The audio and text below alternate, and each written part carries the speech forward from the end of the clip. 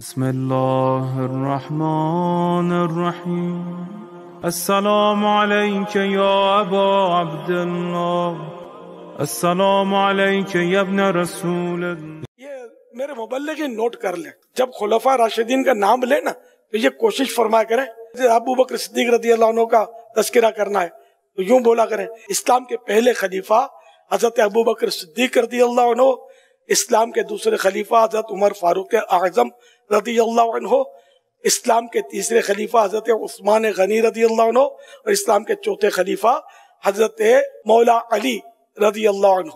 اس کی حکمت میں آپ کو بتاتا ہوں جو میں یہ عرض کر رہا ہوں. بیچ میں ایک شرارت ہوئی تھی، علی دا پہلا نمبر، علی دا پہلا نمبر، یعنی پہلے خلیفہ علی. یہ مس گائیڈ کرنے والا جملہ ہے، گمراہ کرنے والا جملہ ہے.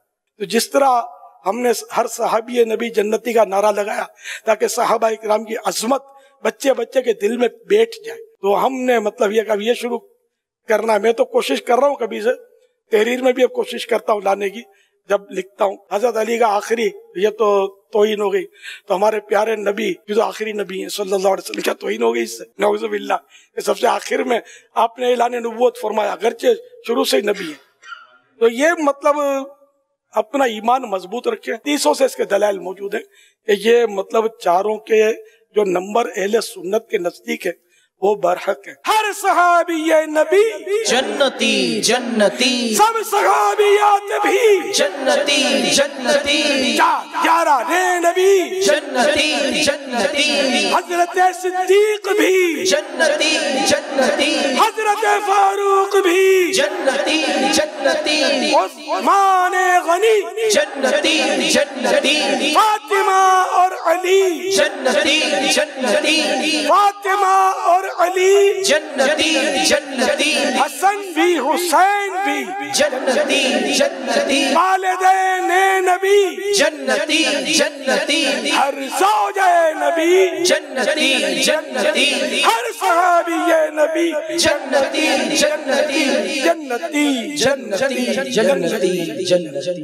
بلا فاصل ہم بغیر فاصلے کے علی کو نبی کا خلیفہ سمجھتے. جھگڑے امت مسلمہ میں تب شروع ہوئے جب علم کا دور ختم ہو گیا. معصوم نے فرمایا تھا کہ اپنے بچوں کو علم سکھاؤ، جیسے جیسے یہ علم کے قریب آئیں گے ویسے ویسے یہ اہل بیت کے قریب آئیں گے. آج گلی گلی میں گالی گولی حملہ دھماکہ یہ سب کچھ اس لیے ہو رہا ہے کہ علم پھیلانے والے چلے گئے. ورنہ بزرگ میرے سامنے تشریف فرما ہے، ہمارے مذہب اسلام کا ماضی کو اتنا بھیانک نہیں ہے. ایک دوسرے کی رائے کا احترام کیا جاتا تھا، ایک دوسرے کی عقیدے کو عزت کی نظر سے دیکھا جاتا تھا. صرف بات ماننے کی نہیں، بات سمجھانے کی ہے. دلیل دی جائے، عقل تسلیم کرے تو اسے مذہب کہتے ہیں. جو عقل میں نہ آئے پھر اسے مذہب نہیں کہتے، کیونکہ مذہب ہمیشہ عقل کا مذہب ہوتا ہے. جھگڑے بڑے ہیں، اختلافات بڑے ہیں، ممبر سے کسی چیز کو ڈسکس بار بار نہیں کیا جا سکتا. لفظ کہہ دیتا ہوں، جو ابتدائی تناظر ہے، جو ابتدائی جھگڑا ہے، قبلہ شیرازی صاحب، وہ جھگڑا یہ ہے کہ بعد از رسول امت مسلمہ میں ایک نظریہ خلافت کا قائل ہے، ایک نظریہ امامت کا قائل ہے. ٹھیک ہو گیا؟ ایک نظریہ کہتا ہے کہ بعد از رسول سلسلہ امامت شروع ہوا، جناب امیر المومنین سے لے کے جناب مہدی تک یہ سلسلہ امامت ہے، یہ نبی کے وارث بھی ہیں، دین بھی انہی سے لینا چاہیے.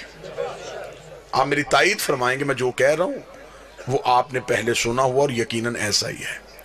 ایک نظریہ یہ ہے کہ وہ جو کہتے ہیں وہ کہتے ہیں نبی کے بعد سلسلہ خلافت چلا، بادشاہت کا سسٹم چلا، نبی کے بعد ایک صحابی نبی کے وارث بنے، ان کے بعد دوسرے صحابی بنے، پھر تیسرے صحابی بنے، پھر علی بنے، پھر اس کے بعد یہ سلسلہ چلتا گیا. وہ کہتے ہیں کہ نبی کے بعد ہم سلسلہ خلافت کے قائل ہیں. جھگڑا نہیں، لڑائی نہیں، بحث نہیں، دونوں عقیدوں کو دیکھ لیتے ہیں کہ دونوں عقیدوں کی بنیاد کیا ہے.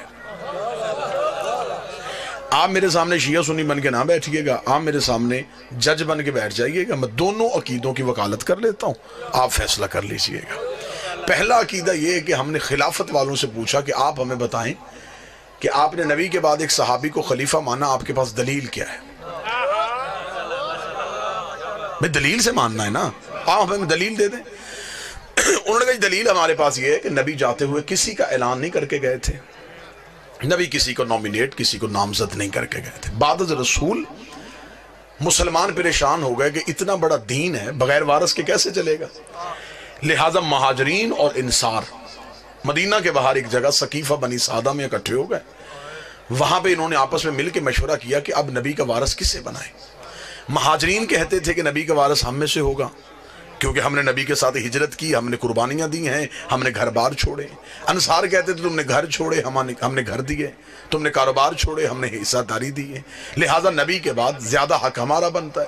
مہاجر چاہتے تھے وارث ہم میں ہو، انصار چاہتے تھے وارث ہم میں ہو۔ جو لفظ میں کہہ رہا ہوں یہ کسی مسجد کے مولوی کی بات نہیں میں کر رہا، ابن خلدون سے لے کے شبلی نعمانی اور شبلی نعمانی سے لے کے ابن ابی الحدید تک جہاں تک جاؤ گے دلیل یہی پہ ملے گی۔ وہ کہتے جی ہوا پھر یہ کہ مہاجرین اور انصار دستوں گریبان ہو رہے تھے، اس سے پہلے کہ جھگڑا زیادہ ہو جاتا ایک صحابی اٹھے، انہوں نے دوسرے بزرگ صحابی کا ہاتھ پکڑا، ہاتھ پکڑ کے بلند کیا، بلند کر کے کہ نبی کے بعد یہ بزرگ بھی ہے، معتبر بھی ہے، رشتہ داری بھی نبی سے ہے، لہٰذا میں بھی ان کی بیعت کرتا ہوں، آپ بھی ان کی بیعت کر لیں۔ بس اس صحابی کی اس دلیل پہ مسلمانوں نے ان کے ہاتھ پہ بیعت کر لی اور یہ بن گیا سلسلہ خلافت، یوں بن گیا نبی کا پہلا خلیفہ۔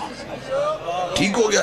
اب ہم چلے گئے امامت والوں کے پاس، ہم نے کہا جی آپ ہمیں بتائیں آپ نے نبی کے بعد علی کو مانا، دلیل کیا ہے؟ وہ کہتے دلیل یہ ہے کہ نبی کی زندگی میں رسول نے آخری حج پڑھا، 1.25 لاکھ صحابیوں کے مجمع میں نبی نے پلانوں کا ممبر بنایا، ممبر بنا کے نبی نے علی کا ہاتھ پکڑ کے صحابہ کے سامنے بلند کیا اور بلند کر کے علی کی مولائیت کا اعلان کر دیا، لہٰذا ہم نے وہیں سے سلسلہ امامت کو لے لیا ہے۔ جھگڑا ختم ہو سکتا ہے اگر ذہن سے شیعہ سنی کی ضد نکال دی جائے۔ ایک خلیفہ بنا نبی کے جانے کے بعد، ایک کا اعلان ہوا نبی کی زندگی میں، ایک صحابیوں کے مجمع میں، ایک غدیر کے مجمع میں، ایک کا ہاتھ صحابی نے پکڑ کے بلند کیا، ایک کا ہاتھ نبی نے پکڑ کے بلند کیا۔ ضد نہیں کرنی کہ میں اہل سنت ہوں، اہل حدیث ہوں، صرف گھر میں جا کے اتنا سوچنا ہے کہ قرآن میں اطاعت صحابی کی واجب ہے یا نبی کی واجب؟ قرآن میں اطاعت کس کی واجب؟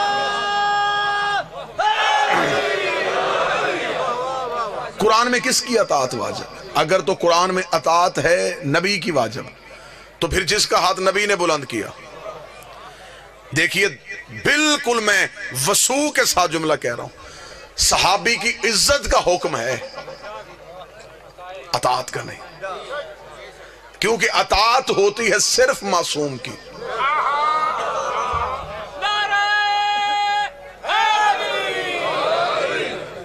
صحابی کی عزت کی جا سکتی، عزت کرنی بھی چاہیے، لیکن اطاعت صرف اور صرف معصوم کی ہوتی۔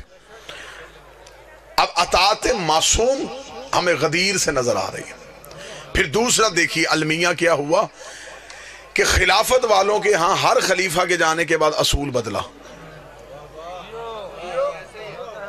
میں بڑا سمجھا کے بات کروں گا، مثلا پہلا خلیفہ اجماع سے بنا، ووٹوں سے بنا، جب دوسری خلافت آئی پھر ووٹیں نہیں، پھر پہلے نے دوسرے کو نامزد کر دیا، جب تیسری خلافت آئی پھر دوسرا اصول بھی ٹوٹ گیا، پھر ایک کمیٹی بن گئی، کمیٹی نے مل کے فیصلہ کیا۔ اس کا مطلب کہ ہر خلافت میں اصول بدلا۔ اگر اجماع ٹھیک تھا پھر نامزد کیوں کیا گیا؟ اگر نامزد ٹھیک تھا پھر کمیٹی کیوں بنی؟ امامت والوں کے ہاں اصول نہیں بدلا۔ کسی امام کے جانے کے بعد اس کے 18 بھی بیٹے تھے، تلواریں نہیں نکلی، کیونکہ انہیں پتا تھا کہ امام ہم نے نہیں بنانا، امام اللہ نے بنانا، لہذا اللہ جس کی امامت کا اعلان کرے گا ہم نے صرف اس کو ماننا ہے۔ اب یہاں پہ جہاں پہ آگے ہم شیعہ سنی اکٹھے ہوئے وہ ایک جگہ پہ اکٹھے ہوئے، وہ جگہ بابا جی کون سی تھی؟ سب مسلمانوں نے کہا جی یزید غلط، حسین صحیح۔ کوئی مسلمان کسی بھی مکتب سے ہو اس نے یزید کو صحیح نہیں کہا، اس نے کہا حسین صحیح تھے، یزید غلط تھے۔ مجھے معاف کر دیجئے گا، میں مہمان ہوں آپ کا، سوائے مذہب آل محمد کے کوئی یزید کی خلافت کو غلط کہہ نہیں سکتا، سوائے علی ولی اللہ پڑھنے والوں کے کوئی ثابت ہی نہیں کر سکتا کہ یزید کی خلافت غلط ہے. آپ مجھ پہ دلیل مانگے، میں ممبر سے دلیل دیتا ہوں. مسلمانوں کے ہاں خلافت کے جتنے اصول تھے یزید کے پاس وہ سارے اصول تھے. یزید کے پاس وہ سارے اصول تھے. مسلمانوں کے ہاں خلافت کا پہلا اصول ہے کہ امت اکٹھی ہو کے کسی کے ہاتھ پہ بیعت کر لے، اسے خلیفہ بنا دیا جاتا ہے. اس کے پاس یہ اصول بھی تھا. اس نے دنیا کے 3 حصوں سے اپنی بیعت لے لی تھی. اس کا مطلب اس کے پاس اجماع تھا. خلافت والوں کے پاس دوسرا اصول ہے کہ پہلا جاتا ہوا نامزد کرتے خلیفہ ہو سکتا ہے. اس کے پاس یہ اصول بھی تھا. اس کا باپ جاتا ہوا اسے نامزد کر کے گیا تھا. خلافت والوں کے ہاں تیسرا اصول ہے کہ کمیٹی مل کے فیصلہ کر لے، اسے خلیفہ بنا دیا جاتا ہے. اس نے کمیٹی سے بھی اپنے حق میں فیصلہ لے لیا تھا. اس کا مطلب اس کے پاس اجماع تھا، اس کے پاس نامزد کرنا تھا، اس کے پاس کمیٹی تھی. پھر آج کیسے مسلمان کہتا ہے یزید غلط ہے، حسین صحیح ہے؟ پھر اس کا مطلب یزید کے پاس تو خلافت کے سارے اصول تھے، پھر یزید کی خلافت کو غلط کیسے کہو گے؟ صرف یزید غلط کہنا نہیں اور حسین صحیح کرنا اسلام نہیں ہے. تمہیں کہنا پڑے گا، اگر تم نے حسین کو صحیح کہنا ہے پھر تمہیں کہنا پڑے گا حسین صحیح تھے، اجماع غلط تھا. حسین صحیح تھے، نامزد کرنا غلط تھا. حسین صحیح تھے، کمیٹی غلط تھی. تمہیں ماننا پڑے گا غدیر صحیح تھا، سقیفہ غلط